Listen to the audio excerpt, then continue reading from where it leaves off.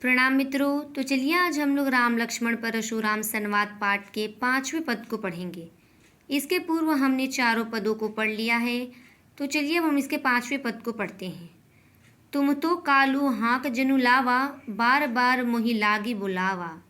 सुनत लखन के बचन कठोरा, परसु सुधारी धरयु कर घोरा। अब जनि देयु दोष मोहि लोगु, कटुबादि बालकु बध जोगु। बाल बिलो की बहुत में बाँचा, अब एहू मरनी हार भा साचा।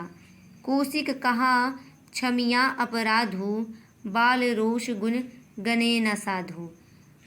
खर कुठार में अकरुण कोही, आगे अपराधी गुरुद्रोही। उतर देत छोड़ो बिनु मारे, केवल कौशिक सील तुम्हारे। न तो एही काटी कुठार कठोरे, गुरही उरीन होती श्रम थोरे। गाधी सुनु क हृदय हसी, मुनहि हरि अरे सूझ। अयमय खाड़ ना उखमय अजहु, ना बूझ अबूझ। तो चलिए अब हम इसके भावार्थ को देखते हैं। लखन जी कहते हैं कि तुम ही तो कालू हाँक जनु लावा, बार बार मुहि लागी बुलावा। अर्थात लक्ष्मण जी कहते हैं कि हे मुनि, आप तो मेरे काल यानी मेरे मृत्यु को हाँक दे दे करके बार बार बुला रहे हो। आगे कवि लिखते हैं कि सुनत लखन के बचन कठोरा, परशु सुधारी धरयु कर घोरा। अर्थात परशुराम जी लखन की इन कठोर वचनों को सुनने के बाद अपने फरसे को सुधार कर सीधा कर लेते हैं। आगे कवि लिखते हैं कि अब जनि देयु दोषु मोहि लागू, कटुबादि बालकु बध जोगु।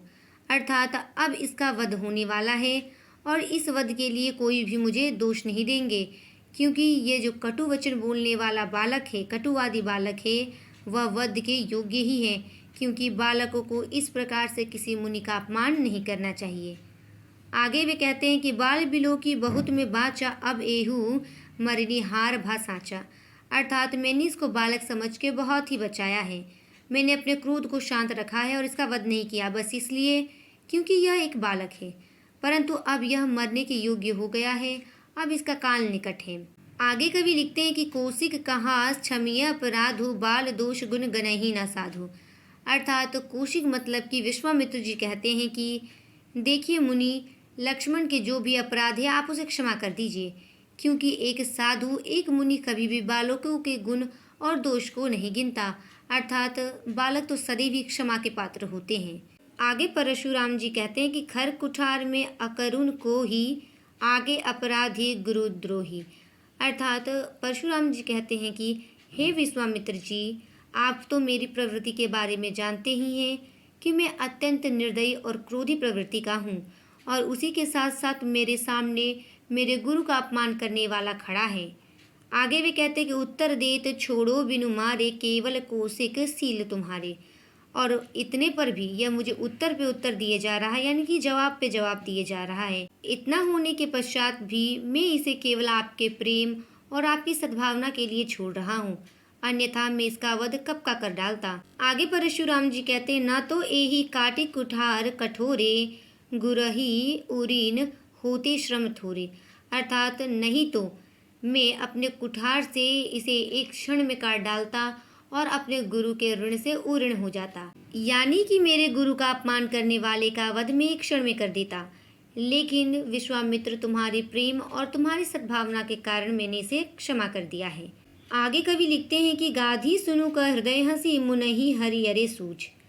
अर्थात विश्वामित्र जी मन ही मन हंसकर कहते हैं कि देखो मुनि परशुराम को कैसे हरा ही हरा सूझ रहा है। अर्थात वे सब क्षत्रियों को हराने के कारण राम लक्ष्मण को भी सामान्य क्षत्रिय मान रहे हैं और उन्हें आसानी से मार डालने के सपने देख रहे हैं। उसके आगे वे सोचते हैं कि अयमण खाड़ ना उखमय अजहू, ना बूझ अबूझ। अर्थात वे ये नहीं जानते हैं कि ये लोग गन्ने की खाड़ नहीं, लोहे की खाड़ है और बहुत ही प्रतापी है। इन लोगों को हरा पाना असंभव है। अर्थात राम लक्ष्मण सामान्य वीर ना होकर बहुत पराक्रमी योद्धा हैं। मुनि जी अज्ञानियों की तरह इनके प्रताप को समझ नहीं पा रहे हैं। अर्थात इतने सारे क्षत्रियों को मारने के पश्चात उन्हें लगता है कि राम जी और लक्ष्मण जी दोनों ही एक सामान्य क्षत्रिय हैं और वे उसे आसानी से मार देंगे, परंतु उन्हें यह नहीं पता कि ये कितने प्रतापी पुरुष हैं। यहीं पर राम लक्ष्मण परशुराम संवाद पाठ का 5वां पद भी समाप्त होता है। इसके अंतिम और छठे पद को हम अगले वीडियो में पढ़ेंगे। तब तक के लिए धन्यवाद।